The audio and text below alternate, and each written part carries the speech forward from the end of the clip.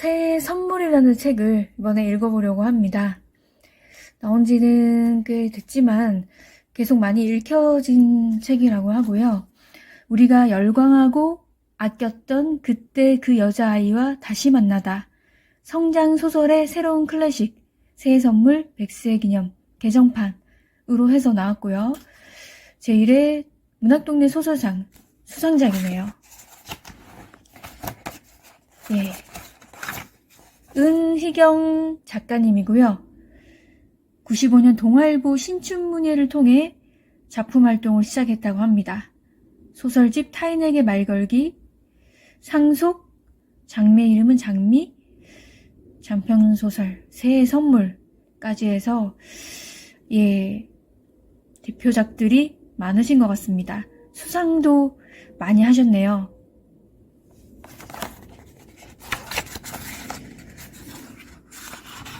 네, 그리고 차례의 제목들이 굉장히 많습니다. 프롤로그에 12살 이후 나는 성장할 필요가 없었다. 환부와 동통을 분리하는 법. 자기만 예쁘게 보이는 거울이 있었으니. 이렇게 해서 쭉 있고요. 눈 오는 밤, 에필로그, 상처를 덮어가는 일로 삶이 이어진다. 까지 해서 한번 읽어볼 텐데요. 책이 꽤나 두껍습니다. 이걸 쭉 읽어봐야 될 텐데요. 읽어보고 나서 나누도록 하겠습니다.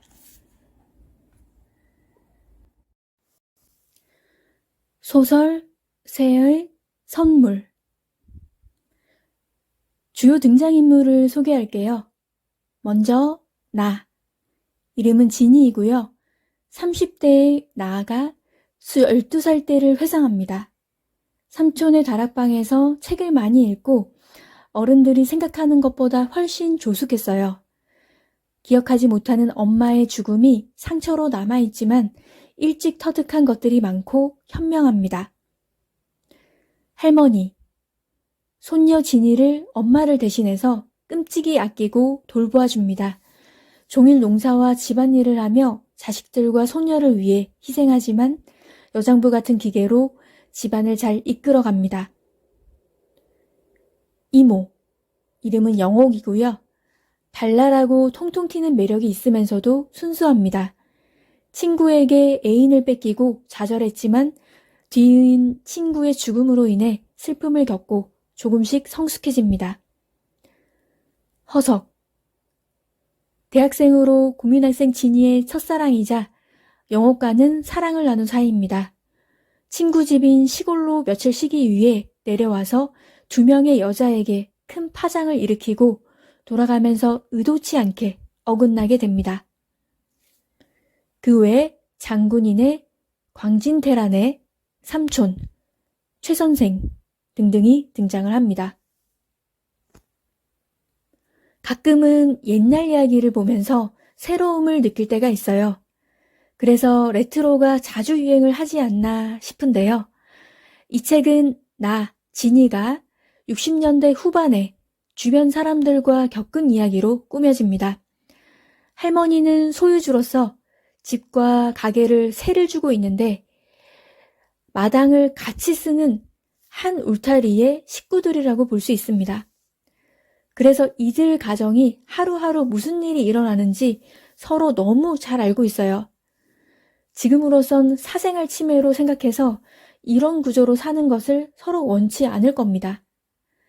이때로 돌아가 본다면 남이 내 가정사를 안다는 게 불편하지만 또 서로를 보듬어주고 위안이 되어줄 수 있다는 점에서 따뜻한 풍경으로 보이기도 합니다. 프롤로그에 12살 이후 나는 성장할 필요가 없었다는 소제목처럼 성숙한 잣대로 진이는 어른들을 관찰합니다.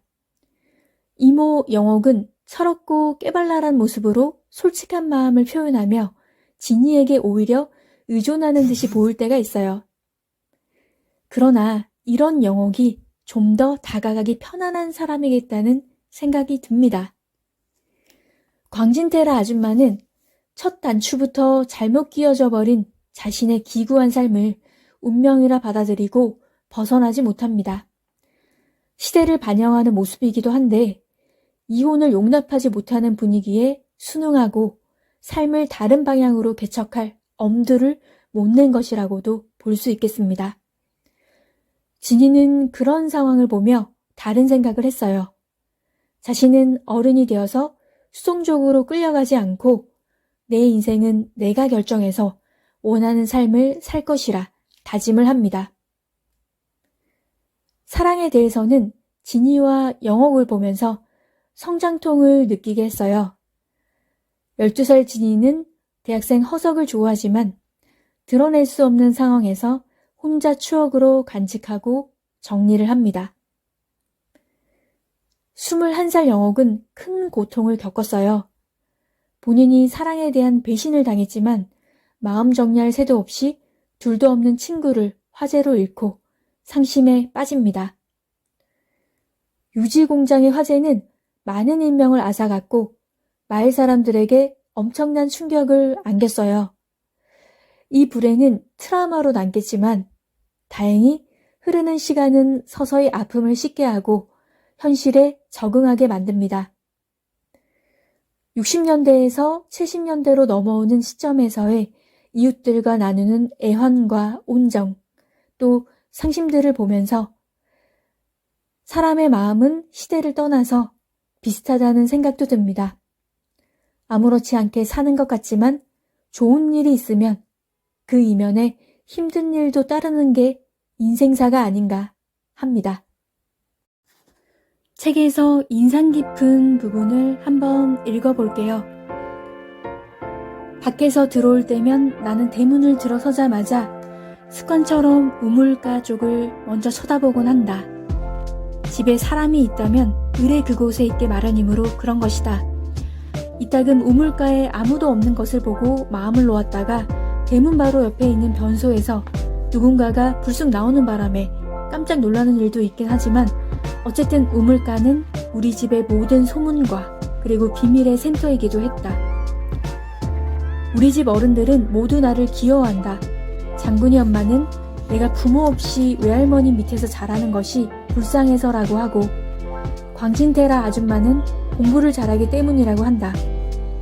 문화사진관 아저씨는 인사성이 밝아서 그렇다고 하는가 하면 또 뉴스타일 양장점의 시다 미쓰리 언니는 내가 속이 깊어서라고 한다. 하지만 나는 어른들이 나를 귀여워하는 진짜 이유를 알고 있다. 그것은 바로 내가 자기들의 비밀을 알고 있다고 생각하기 때문이다. 비밀을 저당 잡혀 있기 때문에 그들은 나를 귀여워할 수밖에 없다. 나는 사람들의 마음속에 그런 비굴함이 있다는 것을 진작에 알았다. 내가 어른들의 비밀에 쉽게 접근할 수 있었던 이유는 바로 어린애이기 때문이다. 정확히 말해서 어린애로 보이기 때문이다. 어른들은 자기들이 다루기 쉽도록 어린애를 그저 어린애로만 보려는 준비가 되어 있으므로 어린애로 보이기 위해서는 귀엽다거나 영리하다거나 하는 단순한 특기만으로 충분하다. 나처럼 일찍 세상을 깨친 아이들은 어른들이 바라는 어린이 행세를 진짜 어린이 수준밖에 못 되는 아이들보다 훨씬 더 그럴듯하게 해낸다. 그래서 어른들 비밀의 겉모습은 조금 엿봤을 망정 그 비밀의 본질에 대해서는 아무것도 모르는 척 행동한다. 그것이 어른들을 얼마나 안심시키면서 또한 귀여움을 촉발시키는지 모른다. 비밀이란 심술궂어서 자기를 절대 보이기 싫어하는 것만큼이나 누군가와 공유되어지기를 간청하는 속성이 있기 때문이다. 또 한 가지 내가 어른들의 비밀에 접근하는 방법은 관찰이다. 할머니가 늘 칭찬하는 대로 나는 눈썰미가 있는 데다 내가 본 것들을 내 나름대로 분석하는 데 흥미를 갖고 있다. 이따금 나는 동정심, 의리, 탐욕 등 사람의 마음속을 헝클어 놓는 것들에 대해 실험을 하기도 한다. 이모 같은 만만한 상대나 장군이처럼 내가 변변찮게 여기는 동급생들이 주로 대상이 되는데 그런 실험은 내게 어른들의 비밀을 해석하는 통찰력을 길러준다. 내가 이렇게 어른들의 비밀 속에서 삶의 비밀을 캐내는 것은 내 삶을 거리 밖에서 보려는 긴장의 한 방법이다. 내 삶을 거리 밖에서 떨어뜨리고 보지 못했다면 나는 자폐를 일으켰을지도 모른다. 네, 여기까지입니다. 어떻게 보면 신변잡기에 가까운 소설 같다는 생각이 들었고요.